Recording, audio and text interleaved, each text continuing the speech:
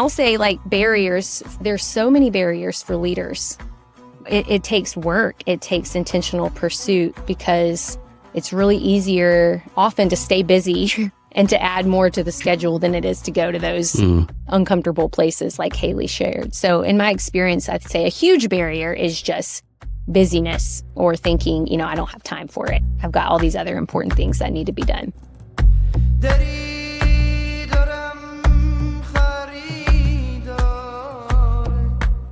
Welcome to the Field Leaders Podcast. I'm your host, Dr. Bob McNabb, and today we're continuing our series on gospel community. Our title for the episode today is Gospel Community, Overcoming Obstacles to Deep Connection. As I've talked to leaders over the years, I've found that most really desire to have a deep connection with other leaders. Even today, as I was in a gospel community meeting with other field leaders, one of the leaders expressed a deep longing to belong. He shared how moving from different location to different location over the years has really hindered that sense of belonging that we all want. Frequent moves are just one of the many obstacles that we as leaders face as we're living on the field. There's a lot of other obstacles like busyness, safety, ourselves, culture, expectations, or just being isolated because of being geographically distant. Today, as we jump into our topic, our format's going to be a little bit different. Since we're a new podcast, we want to continue to experiment with different ways of putting the different episodes together. So today I'm going to play the role of narrator, and we're going to splice in interviews from different leaders that we've talked with on different days and put those together thematically as we wrestle with these different questions. So just be warned ahead of time, the transitions between speakers might be a little abrupt, but we thought you'd be okay with that trade-off if it means that you get to hear from 7 different guests on our topic today. The way we're going to do it is that I'll introduce an obstacle, and then we'll drop you into the conversation between field leaders talking it through. Now, with some of these obstacles, you might hear how the leaders have learned to overcome them, while others, they're still wrestling with, and no solution is offered. But we think that's valuable. We think it's a good thing to be honest about these obstacles and that the leaders are still wrestling with some of them. And I hope that as we're talking about these obstacles today, one thing that you'll hear is most of them are surmountable. The leaders have figured out how, by God's grace, to overcome them, to be able to engage in deep, meaningful community with other leaders. So with that, let me introduce our leaders today. We have Scott Lundy, my co-host, who serves in the Middle East and is a trainer and coach of other leaders and has been doing that for over a decade. We have Chris Gazzardo, who lives in Africa and leads a team there. We have Lindsay, who served in Asia off and on for over 15 years. We have Haley, who currently lives in the Middle East and leads, together with her husband, a team there. We have Mark and Jen, who co-lead a team in Southeast Asia. And last but not least, we have Jim Doggett, our team's guru and a mentor of leaders. So let's jump in and talk about one of the perhaps more obvious obstacles, and that's geography. Sometimes we live in really remote places as field leaders, but it was encouraging to hear that most of these leaders have figured out how to overcome that, whether it was by making decisions to live near some other believers in their city or through being very intentional online. They were able to work it out. Now, that's not going to be true with everybody, of course. Some people will be deep in a jungle, and that may not be an option. But let's listen in on how they overcame this barrier. We'll start off by hearing from Haley, and then we'll listen to Lindsay share, and finally we'll hear from Mark as he shares about how it was for their family to move into the middle of an unreached people group in the middle of COVID. I think for me, I have been grateful that so far in my 8 years overseas, I haven't been in a place where geographically it's been difficult. And so the direction that the Lord has given us, the steps that we've chosen to take has put us in a place where we could be close to gospel community. And living in proximity to my gospel community for a couple of years made it such a high priority for me to be in relationship with my gospel community that I can't live without it. And so that's hard to explain to somebody who hasn't experienced it. But we have made so many major decisions in our lives around being in gospel community in the last several years because we have small children, because there's not a lot of margin in our lives. We have to make major decisions in a way that puts gospel community in the fabric of our lives because it can't fit in the margins. There are no margins.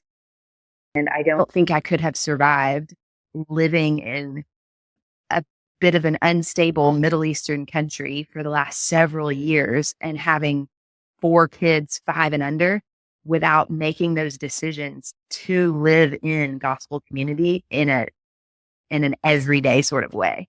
Yeah, I think that's been a challenge for me too. And as far as trying to really pursue in person gospel community and struggling with that has made me appreciate those people that may be in other countries right now or other cities that really serve that role and have really tried to just prioritize, okay, I need to connect with them proactively and we can be that for each other until, maybe one day we will have something more stable in person. So I just really try to use all the online connections to reach out to people and, kind of have that understanding between us that we serve in that way for each other.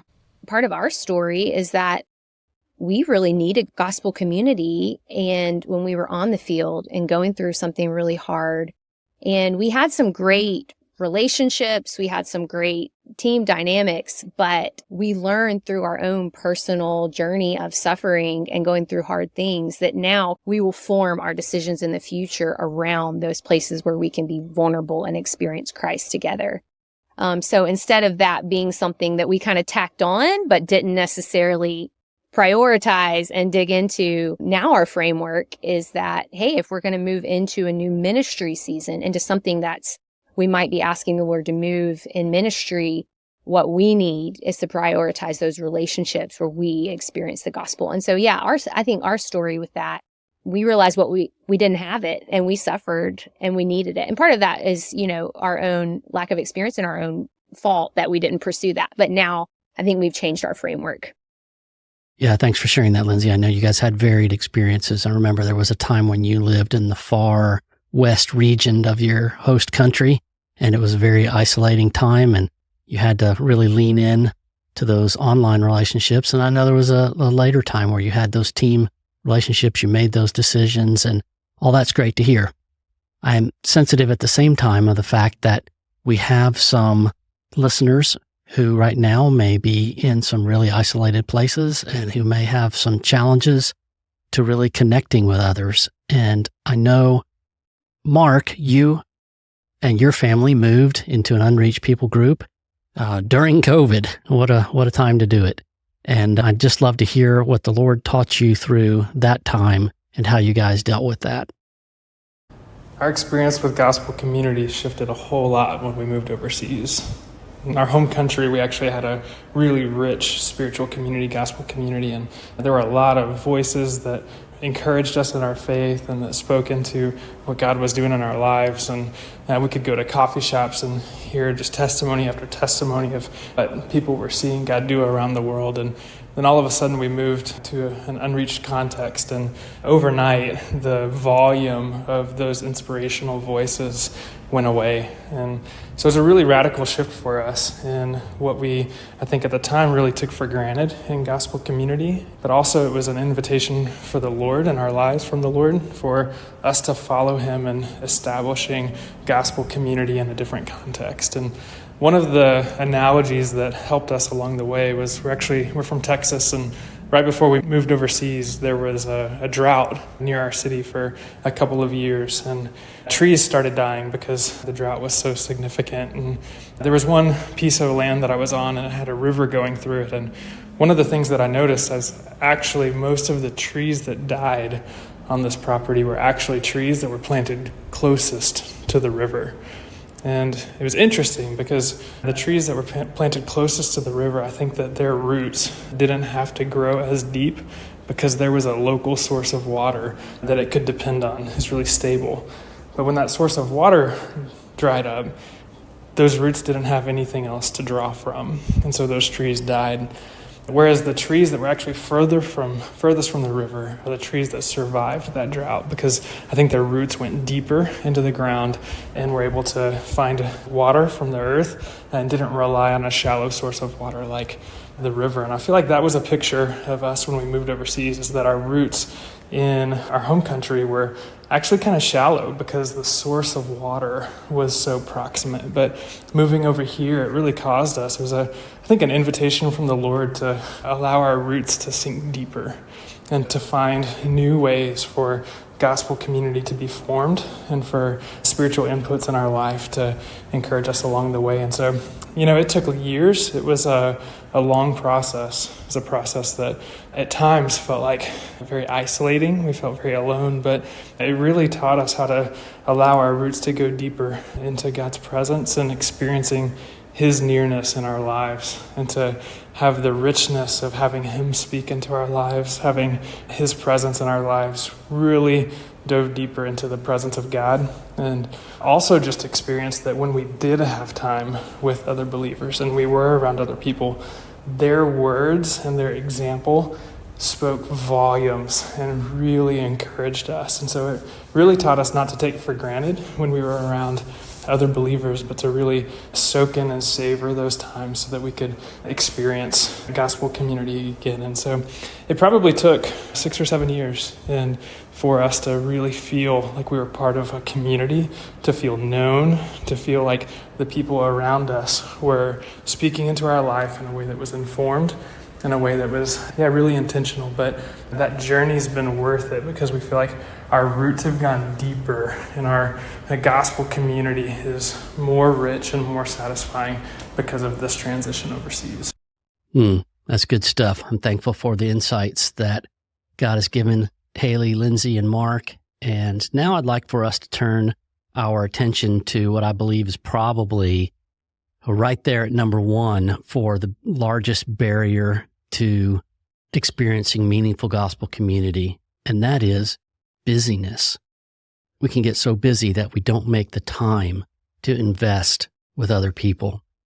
Certainly some of that is just the nature of living in another culture. There's a lot of extra demands on you and things aren't made so easy. At the same time, some of the dynamics of living overseas with others really puts the ball in the tee for you. I can just tell you, I've often thought, boy, I'd like to go back and live on the mission field again because it's so much easier to be on mission with people and have that sweet camaraderie and fellowship and deep community. So it's really not so much an issue of where you live, honestly. Living in your home country is not necessarily going to fix it. One of the biggest things is just making time for it, but oftentimes we tend to say yes to too many things. And we as leaders just have to come to the realization that every package that comes down the conveyor belt doesn't have our name on it. And if we're always with the lost, we're never going to be able to do enough for the lost because we need time to pull away and encourage and build each other up. I think about Hebrews, where it says, "And let us consider how we may spur one another on toward love and good deeds, not giving up meeting together, as some are in the habit of doing, but encouraging one another, and all the more as you see the day approaching." And the Holy Spirit would not have inspired the writer of Hebrews to write those words if we didn't need it.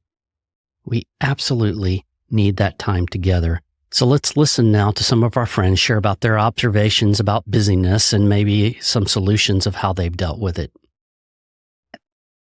For my family, we have chosen to live in really close proximity to some people that we want to do gospel community with. And so in the same apartment building, right now we live in like a 2-story home and we live upstairs and another family lives downstairs. And then the other family lives a 5-minute drive away. And then you would think that would be enough, but we also have left our door open, like our front door open in our apartment building for a while, just until people got in the habit of coming into our home. And people got into the habit of coming into our home because I have had 4 small kids for the last several years. I can't. And so I really wanted to invite people to come to me. And so we did our best to always have, like some snacks and some drinks in our house. So people wanted to come hang out in our house. We had games on our table. So people wanted to come play games in our house. We had a comfortable sofa. We actually bought a couch on purpose that would make people come and sit in our home. I invite my friends with their small kids to bring them into my house, and we leave our door open. And so we have the luxury, everyone doesn't have that option, but we have had the luxury of being able to invite community into our home regularly. And for me as a mom, it's been a lifeline. I'll say barriers, there's so many barriers for leaders. It takes work. It takes intentional pursuit because it's really easier often to stay busy and to add more to the schedule than it is to go to those uncomfortable places like Haley shared. So in my experience, I'd say a huge barrier is just busyness or thinking, I don't have time for it. I've got all these other important things that need to be done. I agree with Lindsay. The Middle East city that I've worked in for over a decade now has a lot of missionaries in it. And you would think it wouldn't be hard to connect with other workers here. Unfortunately, all of us have limited capacity, and many of the workers I see are overcommitting to different things in their lives, and they have no margin for vital things like gospel community that could refresh and restore their souls. For example, in my third year and then in my fourth year, the two guys that I was having great gospel community with, they each left to go to a different country. And so as I was getting into my fifth year and not having those guys, not having that type of relationship with people, I just began to feel it. And so I'm talking to my mentor and praying about particular guys. There was this one guy I just thought, the world of. He was dear. I felt like I could be real with him. So I reached out to him and talked about what I was wanting in a gospel community and vulnerable, safe place to share. And he was excited. He was thankful that I initiated with him and was just trying to be intentional. And so we set up to meet, and the challenge ended up being that this guy, because of his visa situation, was working a full-time job. He's married. He had 5 kids. And that's a lot going on, just that in and of itself. But he was also doing a lot of other things, social things, fun things. And so when I was hoping to meet once a week or maybe once every other week, he was really getting to the point he was only willing to commit to once a month. And then when that time would come up, about every other month, he would have to cancel or say, let's postpone, but then he would never have time to meet the following week. So I'm not saying don't have kids. You have the kids that God wants you to have, but be careful about how you commit your life outside of the bare essentials. Because I think if you aren't being intentional with your time, then you're going to miss out on the opportunity to have gospel community. The reality is all of us have the same number of hours in a week, and all of us are busy. Leaders who desire to stay on the field for the long time and minister to others out of a full heart have to make it a priority to invest in meaningful community with other believers, in my opinion, if they want to keep their souls healthy for the long run. Well, those are some good words of wisdom from our leaders. Appreciate them sharing those things. It's encouraging to hear that geography doesn't have to be a barrier, that busyness is a real challenge. But again, if we make it a priority, we can find ourselves in a situation where we really can meet with people on a regular basis. But that doesn't guarantee anything. You could still be in a situation where you have a lack of safety. And then we're going to look at that barrier next. There are several things that could cause a lack of feeling safe in an environment, but one of them is a power dynamic. If you have your boss in the room or people that you lead in the room, you may not really feel comfortable sharing certain things. Besides that, there's also another important element to make you feel safe and be safe, and that is confidentiality. So we're going to take some time and listen to our leaders talk about those issues. Would you say, when it comes to barriers as a leader, how much of it is a leader hesitant to be vulnerable in front of their people? Or the leader may be leading people to be open, but they're afraid because you're my boss and you know the company policies. So if I share something with you, there's other consequences that could get beyond what might feel like a safe gospel community. Yes, that can be a real barrier too. I think it's important that if those dynamics are present, there might need to be a shift in where you find that gospel community. You may have one relationship where you're experiencing care and community with a team, but I think every leader needs a place where there are no ramifications for what they share on the people that they're sharing it with, if those people aren't able to handle that in a way that would be totally authentic and grace-filled. So I would encourage leaders to really pray about the place where they can experience gospel community outside of necessarily work relationships. Yeah. And so as we think about gospel community, I think some of our listeners may be wondering, who should be my community? Yeah, I'm leading a team. Can the team that I lead be my community? I think there are some differing opinions on whether or not a team can in itself experience gospel community just because of the leader and follower, boss, subordinate, that relationship. And I would just encourage team leader, overseers, and coaches, just think you can. I have experienced genuine gospel community as a leader of a team. And I think that whether or not you can do that is really dependent on the leader. And I have experienced it from leaders who were doing an excellent job leading a team and brought me into gospel community. And that gave my husband and I the courage when we began leading a team to lead our team in that direction towards real gospel community. And so that's just one thing I would say is I think a team can experience it. I think team leaders can be ministered to by their team members. And I think team members can be ministered to by their team leaders. And I think that it is possible to have healthy gospel community within that leadership structure on a team. We've talked about some of the benefits of being vulnerable and honest with your team, and there are a lot of those benefits. At the same time, sometimes in our small little overseas worlds, some of the conflict or struggles we have may be on the team. And it's not the best place to go and say, hey, I'm really struggling here. I need to have some support and seek some wisdom and be in community. And so I personally would advocate toward every leader and every worker on the field even, because sometimes it's not just about leaders, right? It's about workers who have some conflict on their team. Well, do they have another community that they can go and really receive the support, wisdom, and encouragement from that group that will help them stay healthy in their local community? I think about the time I served about a decade as the CEO of Launch Global, and during that time, there was a couple-year period where I joined a CEO peer group, and it was gold. I mean, invaluable to be able to get together with other leaders who weren't in my organization, who I could be honest with about things I was wrestling with, because a lot of the times it would be personnel-related things within my organization, and I couldn't take the concerns there to wrestle through and to seek wisdom from them. And so having this other group was super valuable. I'd love to hear you guys' thoughts about that. All of you have served on the field at one time or another or are, and what have you seen and what would you recommend to people? I think there is a parenting analogy that I could speak to. And I love the way you described it, Bob. Sometimes the issue and the struggle is your closest group, your own team. But what if the only feedback I ever got about family was from my family? There is benefit in me talking to another dad who's in a similar situation, who's having teenagers and cell phone fights and, car keys and the whole bit.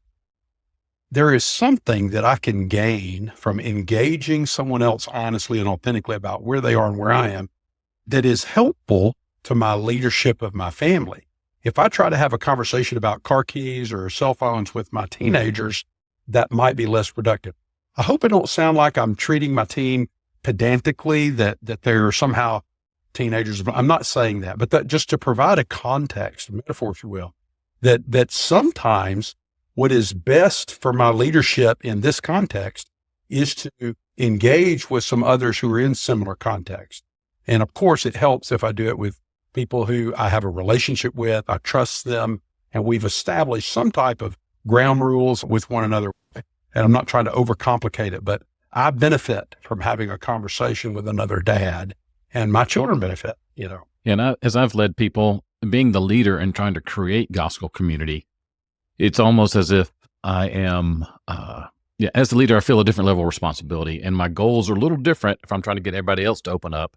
And I do that by going first, versus if I go with peers and I'm not trying to, I don't have my pose. I'm not worried about how am I going to be viewed, but I can just be real and actually probably complain or gripe about the people that I'm leading, that they don't need to hear that, but it's a place for me to open up my heart. And then those peers can help me say, well, Todd, what about this? And they can kind of challenge me, or what's my real heart desire, which helps me rethink how I can better lead the people. And then how also, as I said, just be vulnerable with them with the safe things, but not offensive things. So, and I have found it's not only beneficial for leaders, but even the people I've led, whether we're intentional at steering them in this direction or not, just about everybody has their little pockets of people they talk to. And so sometimes, I know with some sending churches or organizations, they have your advocacy team. So who's in your home church? That's your prayer group. And you'll talk to them once a month and share what's really going on in your heart. And that's a place they'll talk. Now, the others may not be as open, but people are going to find ways, unless they get too isolated, to share some of what's going on in their heart. It just may not be as intentional or as healthy as if you were to create a gospel community with a little bit of structure and intentionality with what you're trying to accomplish. It's good. I want to go back to the particular pressures that leaders on the field feel.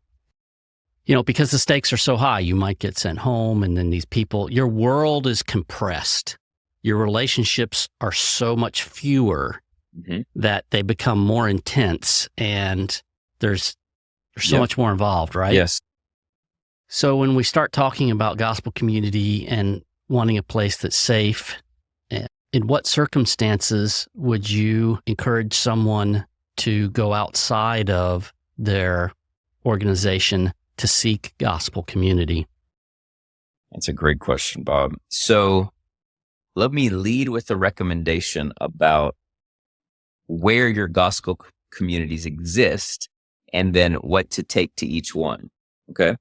So when we came back from Kenya, our missions organization asked us to teach the students, hey, from what you learned on the field, what would you teach our new students? And so we taught them our Gazzardo's golden nuggets. So it was 4 things that we had learned on the field. So these were for people who were preparing to go to the field? Yes. Mm-hmm. Okay. But I think it applies to anyone. One of the points that I said was, you need to have 2, 3, or 4 people in your corner in the States that you can call for support. Your emotional support team. And I got the idea from a leader before I left. He said, who's on your emotional support team? I said, what's an emotional support team? I've never heard of that, right? In missions. But it was the guys that I had done life with in America in gospel community. One was from the first group I did, one was from a more recent group, and one was just a really good friend. So I've got these 3 guys that I'm connecting with every week or 2 or 3. It wasn't necessarily planned, but because we were connecting and they were safe people, when I took over team leading and I started to turn the ship and everyone on the team was against me, I couldn't go to my team and go, hey guys, that wasn't the best route. It was like, okay, I need to go to my gospel community stateside to work out my heart issues. So I had the support I needed so I could show up for my team on the field. That's good. So I would say build gospel community here, but also some of the people that, you've done life with for years before you ever went to the field, have some safe people stateside that you can share with, be real with, and they're not going to judge you or shame you or whatever. Yeah. And you're saying that as someone who came out of a church that equips its members how to engage in that way with one another in significant ways at the heart level. Yep. Exactly. That's pretty rare. That's true. So a lot of our listeners that's true. may not really have that group of people that they could tap back into. And so this is honestly one of the reasons we're trying to build this network of connecting leaders together so that they can learn the skills of engaging each other authentically and build the courage to do so and to have safe places to do that with leaders from other organizations or outside their team. Amen. Yeah, that's great. Certainly we want people to build community with their team and locally, but you also need, like you illustrated really well, an off-site group, whether that's virtually or whatever way. Another idea is you may not have those people. Like, I get it. My church is a fraction of churches, but I think a lot of missionaries that go on the field have a best friend. Hopefully they have like one best friend that they're still connecting with. And that friend may already be safe. They may not, but as the missionary learns it on the field, there's some skills that are very easy to teach, like the skill of covering when somebody's vulnerable. I taught that to one of my best friends, and he got it fast, and he'd never done a gospel community before. But it's changing the way he leads his organization. So yeah. A lot of it's not rocket Larry science. Crabb or rocket science, but it's pretty simple, but can make a profound difference in the way that we engage with one another. All right, podcast friends, you've been listening to a conversation between me and Chris Gazzardo, who leads a team in Africa. I'm going to let you continue to listen to that conversation as Chris highlights the importance of confidentiality in order to build a safe place for people to be able to be authentic and engage in deep gospel community. But then he goes on to tackle a cultural issue that he felt was serving as a barrier for his Nigerian friends as they sought to engage with one another. And so I'm sure we could debate about whether his approach to it was right or wrong, but I think it's interesting and stimulating to think about the fact that as we try to engage with people of other cultures, we may bump into some things that aren't really helpful in their cultures toward leading into gospel community. And we have to, by God's grace, pray for wisdom about how to engage those barriers, real or perceived. Well, I would say I'm in a couple different gospel communities, if you will. So the ones with Nigerians, two things stand out. One is confidentiality, because people have gotten burned in the past. They'll share something and then, like, this is a horror story, but I've been told the pastor used something they shared in the small group from the platform on a Sunday morning. Oh. And so imagine how hard it would be to get that guy to open up, right? And so I started with that question when we started group. I said, hey, how have you experienced small groups in the past, and how is that affecting you coming in? And he was courageous and vulnerable. And I was like, we have to make sure that guy does not experience that in this group. And I looked all the guys in the eye and said, we're not doing that, right? And they all verbally to him said, I will not share what you share in this group outside of this group. And that has stayed. So that's one thing. And secondly, I'm not saying I'm doing this right, but I'll just share this context. In Nigeria, the way to honor someone is to not look at them.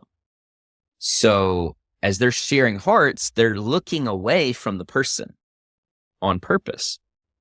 And so I've been teaching them and challenging them on that. Like, let's look each other in the eye, because as we connect eye to eye, we can connect heart to heart.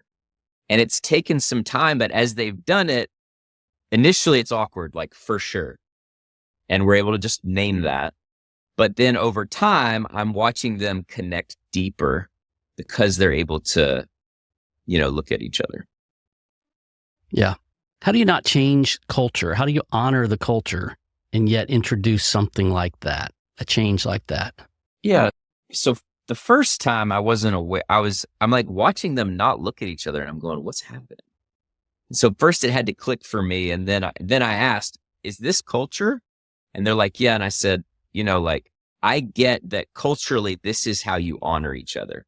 So affirming culture and then inviting them into a new way. And the way that I've thought of it is there's kingdom culture and then there's our culture. And so kingdom culture has to be above our culture.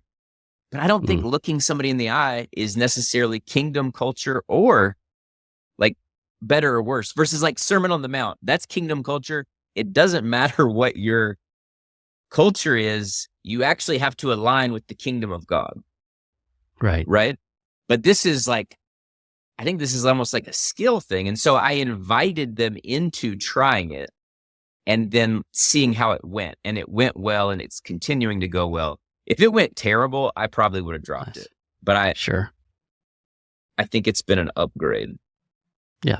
That they accepted it. Yeah. And I'm in my third Nigerian group where I'm watching them accept it and go, this is helpful. Yeah, I think that's a great example of how little things that oftentimes I don't, put a lot of weight in. Something as little as eye contact can make a big difference in how people experience acceptance and engagement of the heart and all of that. Just little skills and noticing those things. Yeah, especially when you're affirming someone. If you're affirming someone, when you look them in the eye, the affirming, there's 20%, it's deeper. Versus you're talking to the leader about John and saying, John's great, versus looking at John. You tracking with me? Yeah. So, anyway. That's good. Okay, podcast friends, let's talk about the final barrier or obstacle that must be overcome if you are going to experience deep and meaningful and transformative gospel community. And that's ourselves. We can have overcome the barrier of geography.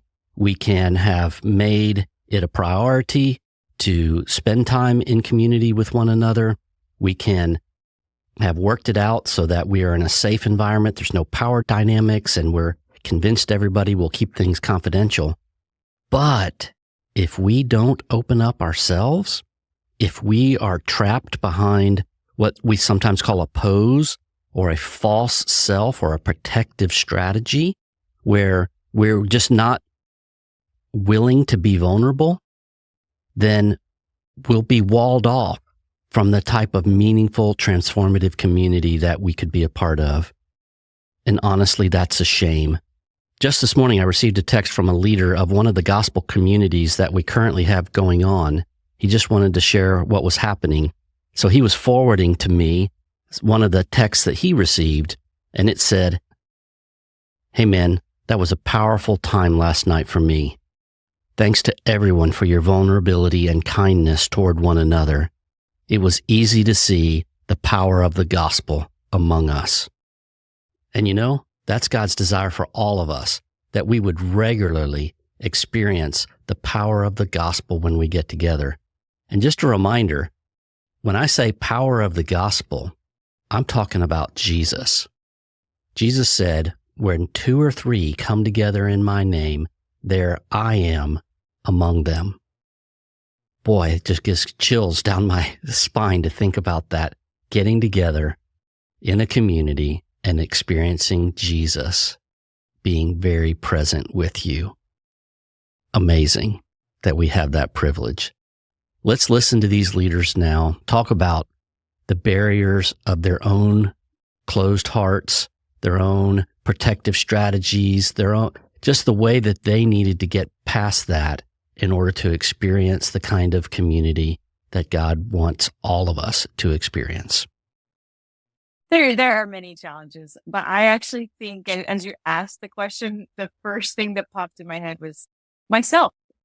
I am actually the greatest obstacle that I face in cultivating gospel community. So that realization, my first couple of years, especially on the field, I wanted, or maybe it's even the last year or so, I've come to this realization, I don't know. I wanted to blame everybody else. I wanted to say, it is their problems, their crap that make me be XYZ or make me not feel like this community is XYZ.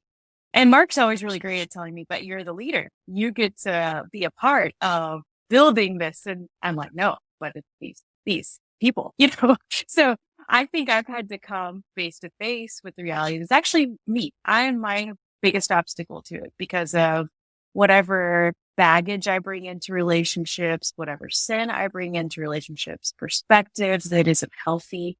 And I think in overcoming it, there's a bunch of resources available. So I found a lot of gratitude and, just for everything that's available for workers now, of counseling, of spiritual direction, of, just confession of sin. There's lots of, resources like from Jen Wilder on relational connection and on thriving and things like that have been really helpful. So for my own personal growth, that's kind of been I feel like the first obstacle I've really had to come to and just be like that I am the obstacle here.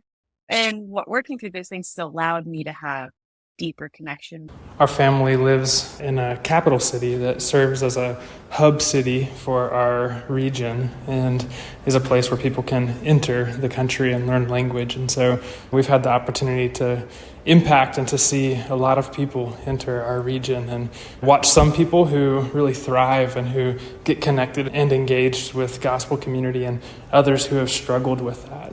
And some of the things that we've seen along the way is that it seems like gospel community overseas really reflects the diversity and the mystery of Christ. And we've noticed that when people come overseas, really convinced in their positions, ready to defend them, more closed and not really willing to learn or looking to learn from the people around them, that those folks tend to have the hardest time connecting with gospel community overseas. But where folks have been able to come over and say, Lord, your kingdom is big, and this community is a space where we can be around people from all kinds of different backgrounds, and they can give me a different window into who you are and how I can experience your presence, and that each person is somebody I can learn from. Those people come over open in their hearts, ready to grow and valuing the other people around them. And those folks just tend to really thrive in gospel community and find a place where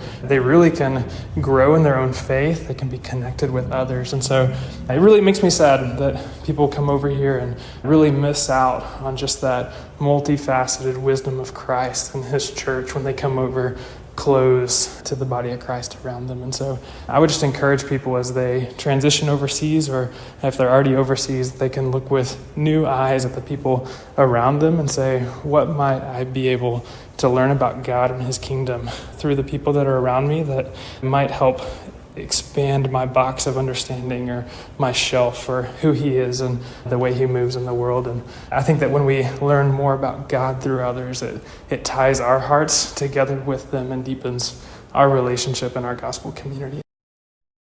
I think about a barrier that I had for years as a leader was just the idea that I had to put forward this fake self, in a sense, of I have it together. And so sharing that I was wrong, that I didn't know all the answers, that I couldn't do something and all of that, that was just a lie from Satan.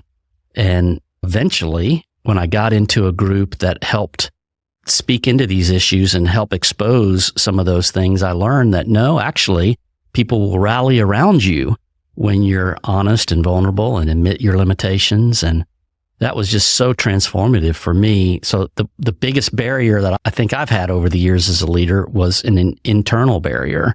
So before you got in a group specifically designed to help you come out from behind your false self and to live in authentic community, before that happened, were you self-aware that you were not living truly authentically?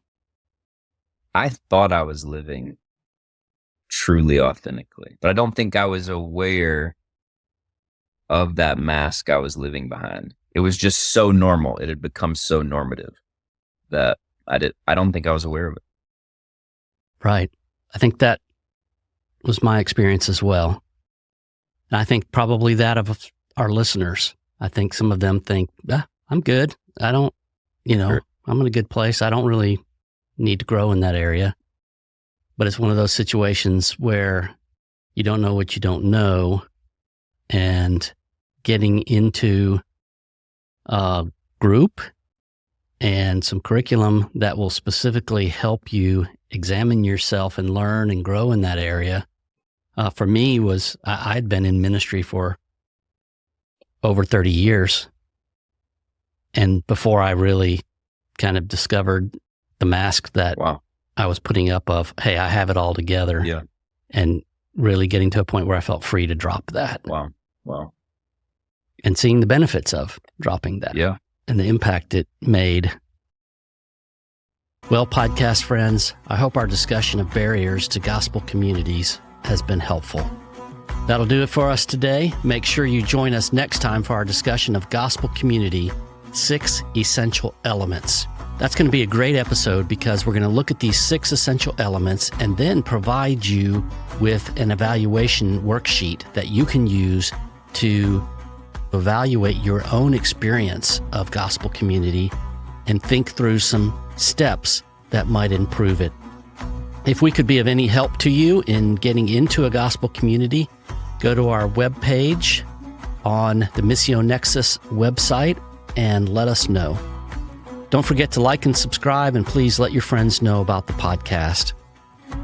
This has been the Field Leaders Podcast, a ministry of Missio Nexus and a part of the Missio Nexus Podcast Network. Leaders, you are not alone. We're here to help you connect, learn, grow, and collaborate. God bless. Daddy.